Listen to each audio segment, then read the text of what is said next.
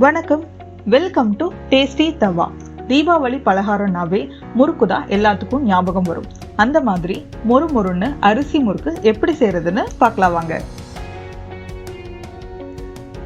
முறுக்கு செய்யறதுக்கு இட்லி புழுங்கலரிசி எடுத்துக்கிறோம். 3 கப் இட்லி அரிசி எடுத்துக்கிறோம். 1/2 கிலோக்கு கொஞ்சம் அதிகமாக இருக்கும்.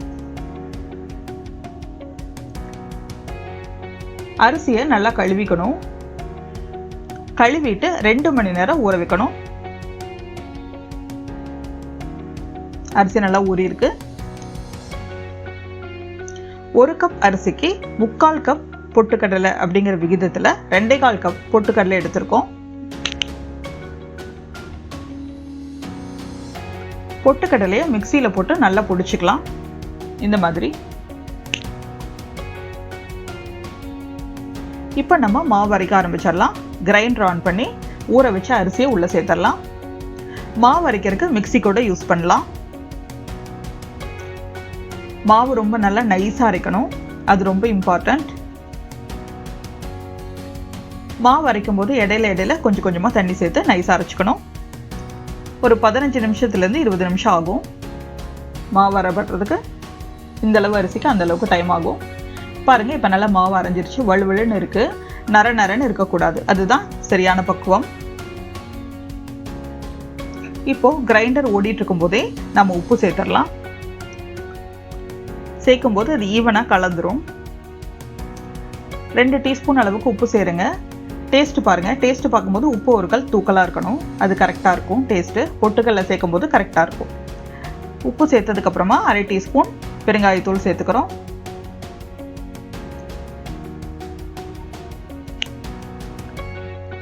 அதுக்கப்புறம் 1/2 டீஸ்பூன் அளவுக்கு சில்லி பவுடர் சேர்த்துக்கிறோம்.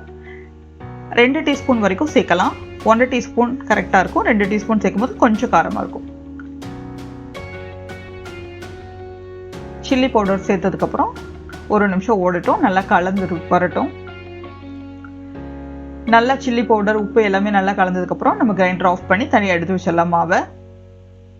பாருங்கள், இப்போ மாவு தனியாக எடுத்துட்டோம். இந்த பக்குவத்தில் இருந்துச்சுன்னா கலக்கும் போது கரெக்டாக இருக்கும்.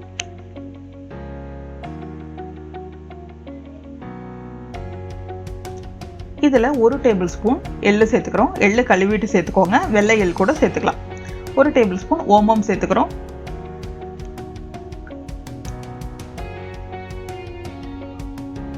அது கூட 2 டேபிள் ஸ்பூன் பட்டர் சேர்த்துக்கிறோம். பட்டர் ஆப்ஷனல் தான். பட்டர் சேர்க்கும் போது முறுக்கு இன்னும் கொஞ்சம் கூட பொறுன்னு நல்லா சாப்பிடும்போது நல்லாயிருக்கும்.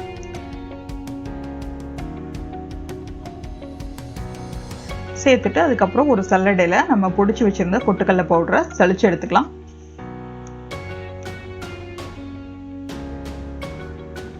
நல்லா சலிச்சுக்கோங்க.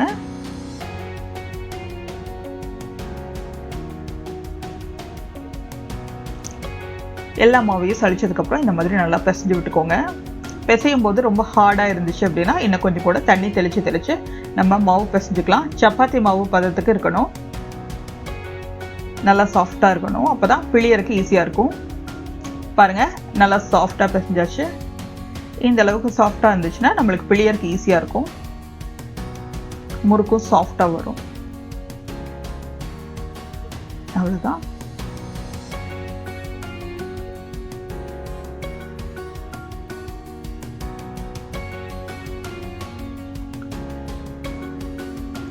முறுக்கு மாவு ட்ரை ஆகக்கூடாது, அதனால ஒரு கிளாத் போட்டு மூடி வச்சுக்கோங்க. இப்போ எண்ணெயை காய வச்சிடலாம். எண்ணெயோட டெம்பரேச்சர் செக் பண்ணுறதுக்காக ஒரு சின்ன போர்ஷன் முறுக்கு மாவு எடுத்து உள்ளே போட்டோன்னா உடனே மேலே வரணும். அது கரெக்டாக இருக்கும். எண்ணெய் கரெக்டான டெம்பரேச்சரில் இருக்குது. இப்போ எண்ணெய் சூடாக இருக்குது. இந்த டைமில் ஒரு கரண்டி எடுத்து நம்ம சூடான எண்ணெய் எடுத்து இந்த முறுக்கு மாவில் சேர்த்துருவோம். எண்ணெய் சூடாக இருக்கும்போதே கலந்து விட்டுக்கோங்க. மாவில் ஸ்பூன் வச்சு ஃபஸ்ட்டு மிக்ஸ் பண்ணிக்கோங்க. அதுக்கப்புறம் கை வச்சு எல்லா பக்கமும் படுற மாதிரி நல்லா மிக்ஸ் பண்ணி விட்டுக்கோங்க. இந்த மாதிரி செய்யும்போது முறுக்கு மாவு கொஞ்சம் இலகுவாக இருக்கும். முறுக்கும் எண்ணெய் குடிக்காமல் வரும்.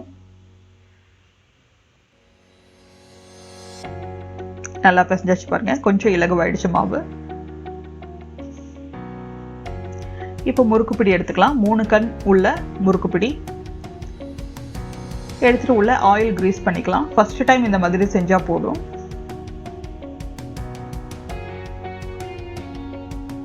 மேலே அழுத்தக்கூடிய அந்த மேல் பார்ட்லையும் எண்ணெய் தடவிக்கலாம். தடவிட்டு உள்ளுக்குள்ள நம்மளோட மாவை ஃபில் பண்ணிக்கலாம். 3/4 பங்கு மட்டும் ஃபில் பண்ணிக்கோங்க. அப்பதான் பிழியறதுக்கு ஈஸியா இருக்கும். இப்போ ஒரு அகலமான ஒரு கரண்டி எடுத்து கவிழ்த்து வச்சு இந்த மாதிரி 2 சுத்து சுத்தி விட்டுக்கோங்க. அழகா கடைசியா சீல் பண்ணிக்கோங்க. அவ்வளவுதான். சூடான எண்ணெயில முறுக்க போட்டு பொரிச்சு எடுத்துடலாம். ஓவர் க்ரௌட் பண்ண வேண்டாம். 4 அல்லது 5 முறுக்கு போட்டு எடுத்துடலாம். முறுக்கு செவந்து வரும்போது திருப்பி போடுங்க. அதுக்கப்புறம் பபிள்ஸ் எல்லாமே அடங்கினதுக்கப்புறம் நம்ம எடுத்துடலாம். பாருங்க, இப்போ நல்லா பபிள்ஸ் எல்லாமே அடங்கிடுச்சு. அதனால எடுத்துருவோம். நல்லா எண்ணெயை வடிச்சிட்டு எடுத்துக்கோங்க. அப்போதான் ஸ்டோர் பண்ணுறதுக்கு ரொம்ப நாள் வரும் முறுக்கு. அவ்வளோதான். எண்ணெயெல்லாம் வடிச்சதுக்கப்புறம் நல்லா சூடானதுக்கப்புறம் ஒரு ஏர் டைட் கண்டெய்னரில் போட்டு வச்சுட்டிங்கன்னா 15 டேஸ் வரைக்கும் நம்ம யூஸ் பண்ணிக்கலாம். சூப்பரான மொறுமொறுன்னு அரிசி முறுக்கு தயாராகிடுச்சு. இந்த தீபாவளிக்கு நீங்களும் கண்டிப்பாக உங்கள் வீட்டில் செஞ்சு பாருங்க. இந்த ரெசிபியை ட்ரை பண்ணி பாருங்க. பிடிச்சிருந்தா லைக் பண்ணுங்க, கமெண்ட் பண்ணுங்க, ஷேர் பண்ணுங்க, சப்ஸ்கிரைப் பண்ணுங்க. கூடவே பெல் ஐக்கானையும் கிளிக் பண்ணிருங்க. தேங்க்ஸ் ஃபார் வாட்சிங்.